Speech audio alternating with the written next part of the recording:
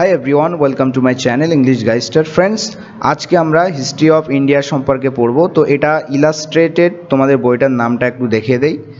তো গল্পটি মূলত the illustrated story of India for children, এই বইটা থেকে নেওয়া হয়েছে। ঠিক আছে, বা এখানে অনেক স্টোরি আছে ইন্ডিয়ার সম্পর্কে, তো আমরা আস্তে আস্তে সেগুলো পড়ব। তো চলো আজকের ক্লাস শুরু করা যাক। History of India. Indus valley civilisation. Indus valley civilisation মানে হচ্ছে সিন্ধু সভ্যতা। ঠিক আছে, ইন্দাস মানে সিন্ধু নদীকে ইন্দাস বলা হয়। তো ইন্দাস ভ্যালি অর্থাৎ সিন্ধু ঘাটি যে বা সিন্ধু উপত্যকার যে সভ্যতা, ঠিক আছে, সিন্ধু উপত্যকার, এটা মানে তো তোমরা জানো উপত্যকা, ভ্যালি মানে উপত্যকা। তো সিন্ধু উপত্যকার আর সিভিলাইজেশন মানে হচ্ছে সভ্যতা। ওকে, ইন্দাস মানে হচ্ছে সিন্ধু, সিন্ধু উপত্যকার সভ্যতা, অর্থাৎ এক কথায় আমরা বলতে পারি সিন্ধু সভ্যতা। The history of India begins, ভারতের ইতিহাস শুরু হয় with the birth of the Indus valley civilisation, অর্থাৎ এই সিন্ধু সভ্যতার জন্মের সাথে সাথেই ভারতের ইতিহাসের জন্ম হয়। ঠিক আছে, তো এখানে বিগিনস আছে মানে এটা প্রেজেন্ট ইনডিফিনাইটে লেখা হয়েছে। এখানে যেহেতু হিস্ট্রি অফ ইন্ডিয়া এটা হচ্ছে সাবজেক্ট এবং এটা থার্ড পারসন সিঙ্গুলার নাম্বার, তাই কিন্তু ভার্বের শেষে এস যুক্ত হয়েছে। ঠিক আছে, হিস্ট্রি অফ ইন্ডিয়া শুরু হয়েছিল কিসের জন্মের সাথে? ইন্দাস ভ্যালি সিভিলাইজেশন বা সভ্যতার জন্মের সাথে। Better known as the Harappan civilization, আরও ভালোভাবে এটা পরিচিত, বেটার নোন সুপরিচিত বলতে পারি, ভালোভাবে বেশি, আরও ভালোভাবে পরিচিত কি হিসাবে? অ্যাজ দ্য হারাপ্পান সিভিলাইজেশন, অর্থাৎ হরপ্পা সভ্যতা হিসাবে। লং অ্যাগো অনেক আগে। হোয়াইল ওয়ার্কার্স ওয়ার ডিগিং, যখন ওয়ার্কাররা শ্রমিকরা কি করছিল? ওয়ার ডিগিং, পাস্ট কন্টিনিউয়াস লেখা হয়েছে, ওয়ার ডিগিং খনন করছিল। ডিগ মানে কি? খোঁড়া বা খনন করা। যখন ওয়ার্কাররা বা কর্মীরা শ্রমিকরা খনন করছিল আর রেলওয়ে লাইন, একটা রেলওয়ে লাইন খনন করছিল between Lahore and Karachi, now in Pakistan, Lahore এবং করাচির মাঝে। ঠিক আছে, বিটুইন মানে মধ্যে, তো লাহোর শহর এবং করাচি শহরের মধ্যিখানে যে রেলওয়ে লাইন ছিল সেটা যখন তারা খনন করছিল, তো নাও ইন পাকিস্তান, এই দুটোই এখন পাকিস্তানে রয়েছে, তাই বলছে নাও ইন পাকিস্তান, এগুলো পাকিস্তানে এখন রয়েছে।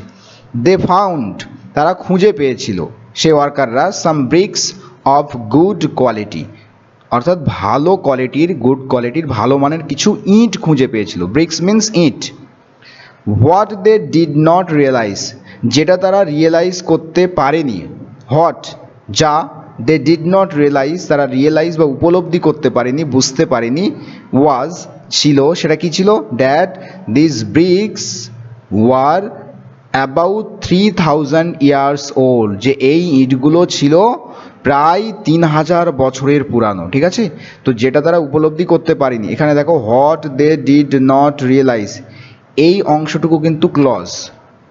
ঠিক আছে, সাবজেক্ট ভার্ব আছে এখানে, তো সাবজেক্ট ভার্বের এখানে কম্বিনেশন আছে, এটা ক্লজ, এবং এই পুরো ক্লজটায় আবার একটা সাবজেক্ট হিসাবে ইউজ হয়েছে, আর এর ভার্ব হচ্ছে ওয়াজ, অর্থাৎ যেটা তারা বুঝতে পারেনি সেটা ছিল, ওয়াজ ছিল। তো এটা এই পুরো ক্লজটাকে যখন সাবজেক্ট হিসেবে ধরা হচ্ছে তখন এর ভার্ব হচ্ছে এই ওয়াজ।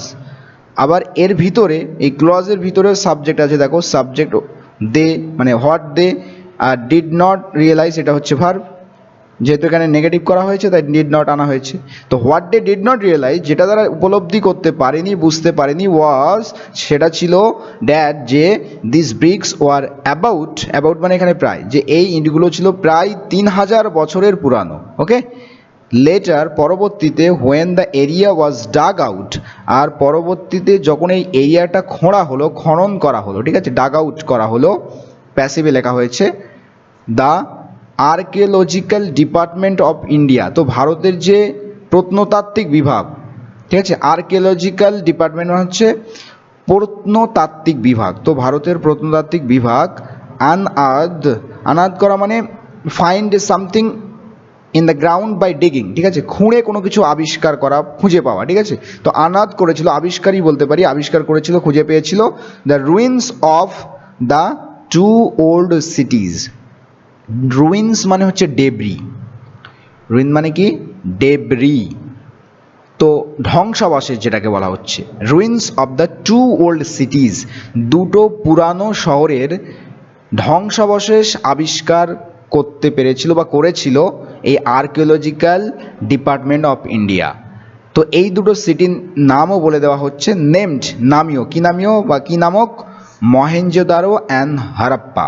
মহেঞ্জোদারো এবং হরপ্পা নামক দুটো পুরানো সিটি বা শহরের বা নগরের ধ্বংসাবশেষ আর্কিওলজিক্যাল ডিপার্টমেন্ট অফ ইন্ডিয়া, ভারতের প্রত্নতাত্ত্বিক বিভাগ আবিষ্কার করেছিল, খুঁজে পেয়েছিল। Okay, this came to be known as the Harappa culture. তো এটা পরিচিতি লাভ করে, this came to be known, এটা পরিচিতি লাভ করে কি হিসাবে, as the Harappa culture, Harappa সভ্যতা বা সংস্কৃতি হিসাবে। দিস সিভিলাইজেশন ফ্লারিস্ট, এই সভ্যতা ফ্লারিশ করেছিল মানে সমৃদ্ধি লাভ করেছিল, উন্নতি লাভ করেছিল, more than 4500 years ago.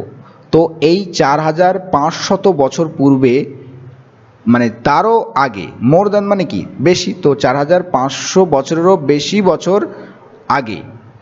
The cities were all well planned, তো সিটিসগুলো, এই নগরগুলো ছিল একেবারে সুপরিকল্পিত, ঠিক আছে, ওয়েল প্ল্যান্ড ছিল। The houses were made of burnt bricks, তো বাড়িগুলো ছিল কিসের তৈরি, দেখো, মেড অফ, কোনো কিছু দিয়ে তৈরি, made of, make of, made of burnt bricks, অর্থাৎ বার্ন্ট মানে এখানে পোড়া ইট, বার্ন্ট এখানে কিন্তু অ্যাডজেক্টিভ হিসেবে ইউজ করা হয়েছে এবং যেটা এসছে এই ব্রিক্সের জন্য, ঠিক আছে, পোড়া ইটের তৈরি ছিল বাড়িগুলো, ঠিক আছে, এখানে কিন্তু প্যাসিভে আছে, হাউস ওয়ার মেড, হাউসগুলোকে তৈরি করা হতো বা হয়েছিল। ওকে, কি দিয়ে, অফ বার্ন্ট, পোড়া ইট, বার্ন্ট ব্রিক্স, পোড়া ইট দিয়ে। And some war even double story, এবং কিছু কিছু বাড়ি ছিল তো সেগুলো ডাবল স্টোরি ছিল, মানে দ্বিতলা বিশিষ্ট ছিল, ঠিক আছে, ডাবল স্টোরি ছিল। উইথ পাবলিক বিল্ডিংস, আর পাবলিক মানে জনগণের যে বিল্ডিংস, ভবন ছিল, কি কি ছিল, যেমন লাইক মানে মতো, যেমন বলতে পারি, যেমন কি ছিল, দ্য গ্রেট বাথ, অর্থাৎ বিশাল বড় যে স্নানাগার ছিল সেখানে। প্রপার ড্রেনেজ সিস্টেম ছিল, মানে একেবারে উপযুক্ত যথাযথ নর্মদা ব্যবস্থা ছিল, ড্রেনেজ সিস্টেম ছিল। And the knowledge of growing serials, serials মানে খাদ্যশস্য, খাদ্যশস্য যে উৎপাদিত খাদ্যশস্যের জ্ঞানও তাদের ছিল, মানে তারা খাদ্যশস্য উৎপাদন করার যে জ্ঞান তাদের মধ্যে কিন্তু ছিল, ঠিক আছে, সিরিয়ালস মানে তাহলে খাদ্যশস্য, গ্রোয়িং মানে উৎপাদিত এখানে, বা উৎপাদন করার যে জ্ঞান, খাদ্যশস্য উৎপাদন করার জ্ঞানও ছিল, কীভাবে খাদ্যশস্য তৈরি করতে হয় তার জ্ঞানও ছিল। This civilisation was more advanced than any other in the world at that point of time, বলছে এই সভ্যতা ছিল আরও বেশি উন্নত, মোর অ্যাডভান্স ছিল, আরও বেশি উন্নত কিসের থেকে, than any other in the world, মানে বিশ্বের অন্যান্য সভ্যতার থেকে, at that point of time, সেই সময়, সেই ঠিক সময়ে বিশ্বের অন্যান্য যত সভ্যতা ছিল তার থেকেও এই সভ্যতা বেশি অ্যাডভান্স ছিল, বেশি উন্নত ছিল। বাই 1500 বিসি, অর্থাৎ এই 1500 বিসির মধ্যে, বিসি মানে বিফোর ক্রাইস্ট, যীশু খ্রিস্টের জন্মের আগে, তো এর আগে বা এরই মধ্যে the Harappan culture came to an end. তো এই সময় আস্তে আস্তেই কিন্তু এত বছরের আগেই কি হলো, এই মানে 1500 বিসির মধ্যেই হরপ্পা সভ্যতা কিন্তু শেষ হয়ে গেছিল, কেম টু অ্যান এন্ড, ধ্বংস হয়ে গেছিল, শেষ হয়ে গেছিল। Among various causes attributed to the decay of Indas valley civilization আর the invasions by the Aryans, the recurrent floods and the natural causes like earthquake. তো এখানে কি বলছে, অ্যামং মানে মধ্যে, কিসের মধ্যে, ভেরিয়াস কজেস, বিভিন্ন কারণগুলোর মধ্যে, অ্যাট্রিবিউটেড, দেখো এখানে attributed to the decay of Indas valley civilisation, অর্থাৎ এই ইন্দাস ভ্যালি সিভিলাইজেশনের যে ধ্বংসাবশেষ বা ধ্বংস হয়েছিল এটার আরোপ করা হয় যে কারণগুলো। ওকে, তো এখানে কারণ সম্পর্কে বলা হচ্ছে, এখানে দেখো V3 অর্থাৎ পাস্ট পার্টিসিপেল দিয়ে শুরু হচ্ছে, পাস্ট পার্টিসিপেল এখানে ফ্রেজ ইউজ করা হয়েছে, ঠিক আছে। তো এই অংশটুকু অ্যাডজেক্টিভ হিসেবে কাজ করছে এবং এখানে কজেস সম্পর্কে বলা হচ্ছে, যে বিভিন্ন কারণগুলোর মধ্যে যে কারণগুলো অ্যাট্রিবিউট করা হয়, আরোপ করা হয় এই সভ্যতা, এই ইন্দাস ভ্যালি সভ্যতা, এই সিন্ধু সভ্যতার ধ্বংসাবশেষের জন্য আরোপ করা হয় যে কারণগুলো, সেই কারণগুলো আর হলো কি কি সেই কারণগুলো? দ্য ইনভেশনস, আক্রমণ, অ্যাটাক, ঠিক আছে, রেড, আক্রমণ, বাই দ্য আরিয়ানস, অর্থাৎ আর্যদের দ্বারা আক্রমণ। তো কেন এই সভ্যতা ধ্বংস হয়েছে তার একটা কারণ এখানে বলা হলো, the invasion by the Aryan, অর্থাৎ আর্যদের দ্বারা আক্রমণ। আর কি? দ্য রিকারেন্ট ফ্লাডস, অর্থাৎ বারবার হওয়া, রিকারেন্ট মানে পুনরাবৃত্তি, পুনঃ বন্যা, floods, inundations and other natural causes, এবং অন্যান্য প্রাকৃতিক কারণ, যেমন হচ্ছে লাইক আর্থকুইক, যেমন ভূমিকম্প, ঠিক আছে। তো এই সমস্ত কারণ বলা হচ্ছে যে এদের জন্যই কিন্তু এই সভ্যতা ধ্বংস হয়েছে, এই সমস্ত কারণের জন্য। তো এখানে দেখতে পাচ্ছ এই অংশটুকু কি বলতো,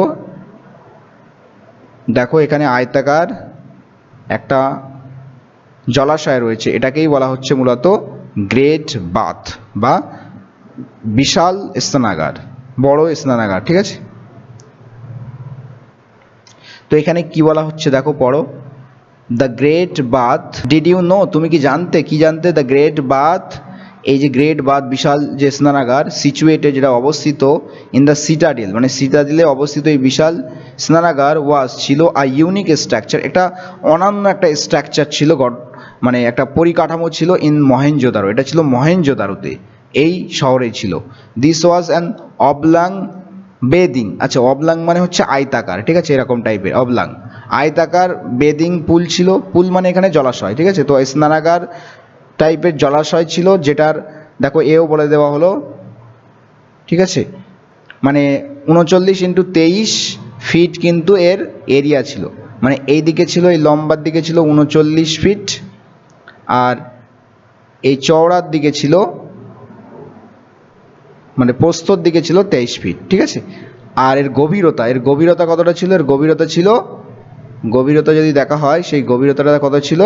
সেটা ছিল, দেখো এখানে বলা হলো 8 ফিট ডিপ ছিল, ঠিক আছে, 8 ফুট গভীরতাটা ছিল।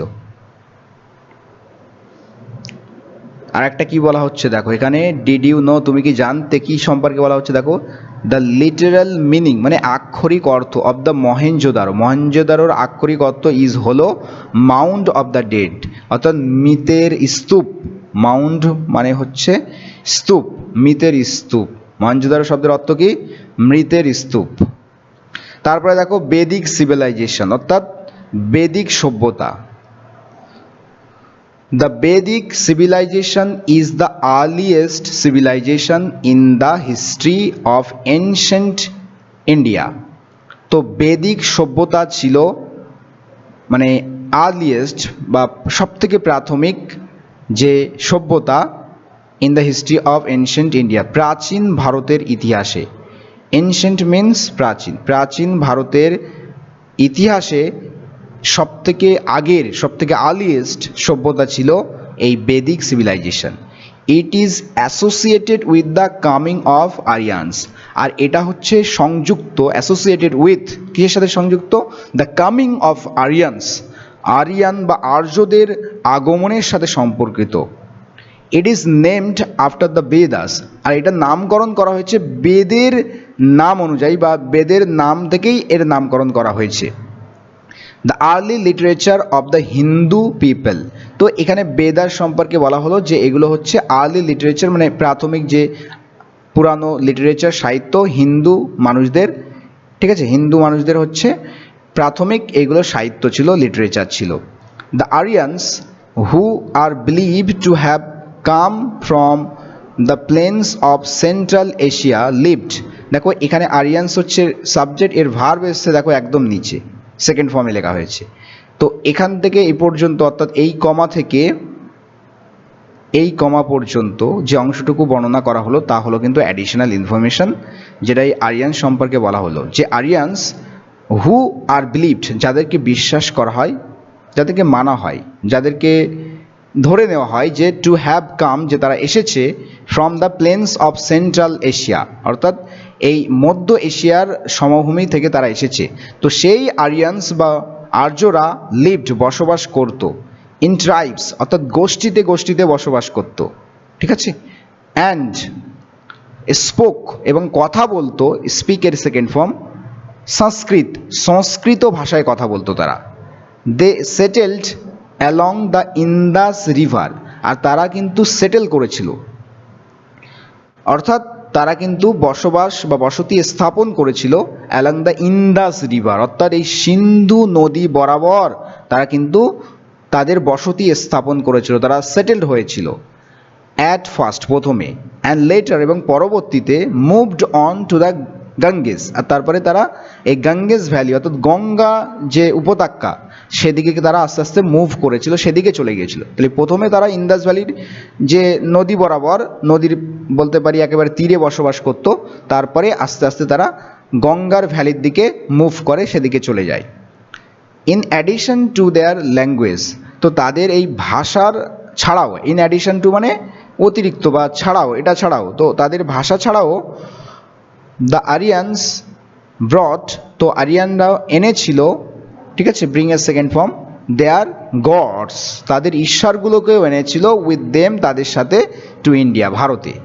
The Aryan's war divided into 3 groups, তো আরিয়ানসরা বিভক্ত ছিল, 3টে গ্রুপে বিভক্ত ছিল, ইন্টু 3 গ্রুপস, ওকে, 3টে গ্রুপস বা 3টি দলে বিভক্ত ছিল তারা। কি কি? দ্য ওয়ারিয়ার্স, যোদ্ধা, দ্য প্রিস্ট, যাজক বা পূজারী, অ্যান্ড দ্য কাল্টিভেটর্স, কাল্টিভেটার্স মানে হচ্ছে অ্যাগ্রিকালচার বা বলতে পারি ফার্মার, সহজ ভাষায় ফার্মার, কৃষক, ওকে। তো এই 3টে ভাগে বিভক্ত ছিল, ওয়ারিয়ার্স, প্রিস্ট আর কাল্টিভেটার্স, ঠিক আছে, যোদ্ধা, ধর্মযাজক আর কৃষক।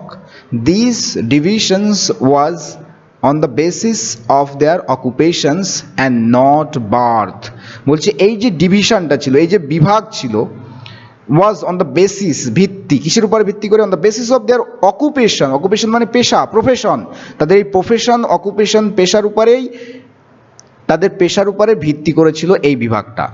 অ্যান্ড নট বার্থ, আর জন্মের উপরে ভিত্তি করে নয়, ওকে।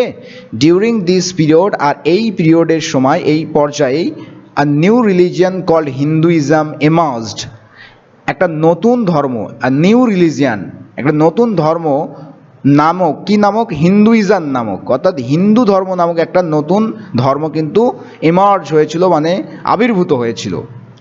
And those who followed it came to be known as Hindus, এবং ওই সমস্ত ব্যক্তি যারা ফলো করতো এটাকে, এই ধর্মকে, হিন্দুইজম বলে যে ধর্মটা, এটাকে যারা ফলো করতো তারা কি নামে পরিচিতি লাভ করলো? কেম টু বি নোন, পরিচিত লাভ করলো, পরিচিত হলো তারা অ্যাজ হিন্দুজ, হিন্দু নামে তারা পরিচিত হলো।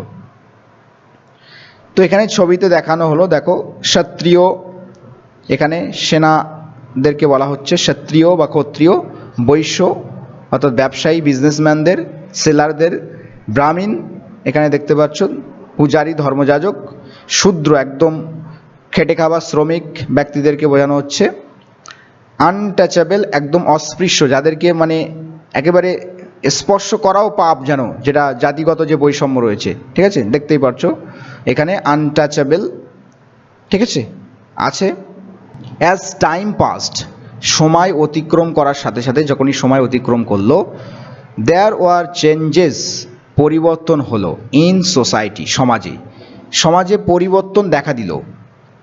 অ্যান্ড, এবং a sense of superiority grew in the priest, এবং একটা সেন্স, একটা অনুভূতি, একটা ভাবনা, অফ সুপারিয়রিটি অর্থাৎ শ্রেষ্ঠত্বের একটা ভাবনা, গ্রু, জন্ম লাভ করলো, গ্রো করলো, ইন দ্য প্রিস্ট অর্থাৎ প্রিস্টের মধ্যে, যারা ধর্মযাজক ছিল তাদের মধ্যে একটা শ্রেষ্ঠত্বর যে ভাবনা, অনুভূতি, সেটা কিন্তু আস্তে আস্তে বৃদ্ধি পেল। অ্যান্ড, এবং দ্য ওয়ারিয়ার ক্লাস, আর কাদের মধ্যে? এই ওয়ারিয়ার ক্লাসদের মধ্যে। সুন, শীঘ্রই, society was divided into a new system called the caste system. শীঘ্রই সোসাইটি কিন্তু বিভক্ত হলো, divided into a new system, একটা নতুন সিস্টেমে বিভক্ত হলো, একটা নতুন ব্যবস্থায় বিভক্ত হলো, সেটা কি নামেও? Called the caste system. Caste system বা বর্ণ প্রথা, জাতি প্রথা নামে একটা নতুন সিস্টেমে কিন্তু সোসাইটি ডিভাইড হলো। ইন দিস, এতে, the divisions of people into different classes. তো এই যে বিভাগ, কিসের বিভাগ? মানুষের বিভাগ। কিসের বিভাগ? ইন্টু ডিফারেন্ট ক্লাসেস, ভিন্ন শ্রেণীতে মানুষের এই যে বিভাজন, ঠিক আছে, ডিভিশন, সেই বিভাজনটা ছিল on the basis of birth, জন্মের ভিত্তিতে, অ্যান্ড নট বাই অকুপেশনস, অকুপেশনের ভিত্তিতে নয়। ঠিক আছে, প্রথমে দেখেছিলাম সেটা অকুপেশনের ভিত্তিতে 3টে ক্লাস ছিল, বাট এখানে দেখতে পাচ্ছি যে কাস্ট সিস্টেম এসছে, এটা কিন্তু on the basis of birth, জন্মের ভিত্তিতে, এটা অকুপেশনের ভিত্তিতে নয়, পেশার ভিত্তিতে নয়। The new classes which emerged were, তো নতুন যে ক্লাসেস, নতুন শ্রেণীগুলো, হুইচ এমার্জড, যেটা কিন্তু আবির্ভূত হয়েছিল, ওয়ার, সেগুলো কি ছিল? দেখো, ছিল দ্য ব্রাহ্মিনস, দ্য প্রিস্ট, ব্রাহ্মণ হচ্ছে ধর্মযাজক, বলে দেওয়া হলো, প্রিস্ট যারা একেবারে পূজা অর্চনা করে, ঠিক আছে, দ্য ক্ষত্রিয়স অর্থাৎ ক্ষত্রিয়, যাদেরকে বলা হচ্ছে দ্য ওয়ারিয়র্স, যোদ্ধা, ঠিক আছে, সেনা সামন্তরা, সৈন্য সামন্তরা, দ্য বৈষ্ণবস, বৈষ্ণব, দ্য বিজনেস পিপল অর্থাৎ যারা ব্যবসায়ী মানুষজন, দ্য শূদ্রস কারা? দ্য লেবারার্স আর ওয়ার্কার্স, ঠিক আছে, শ্রমিক কর্মীদেরকে বলা হচ্ছে। অ্যান্ড দ্য আনটাচেবলস, অস্পৃশ্য কাদেরকে বলা হচ্ছে? একদম লোয়েস্ট কাস্ট, মানে একদম সমাজের নিচু যারা জাতি, তাদেরকে আনটাচেবলস বলা হচ্ছে।